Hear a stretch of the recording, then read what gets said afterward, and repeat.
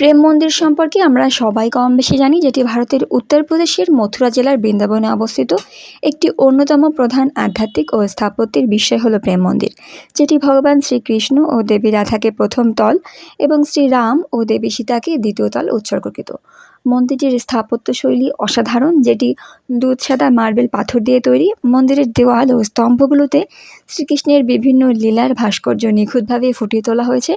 মন্দিরটির প্রাণ প্রতিষ্ঠা হয়েছিল 2012 সালে, আর সন্ধ্যার পরে মন্দির চত্বরে আলোর খেলা ও মনোরম ফোয়ারা দেখার মতো এক দৃশ্য তৈরি হয়, যা বিভিন্ন রঙে পরিবর্তিত হতে পারে। সময় স্বল্পতার কারণে আমাদের সকালবেলা মন্দির দর্শন হলেও সন্ধ্যার পরের নান্দনিক আলোকসজ্জা দেখার সুযোগ হয়নি। তোমরা গেলে কিন্তু অবশ্যই সন্ধ্যার পরে আলোকসজ্জাটি দেখবে।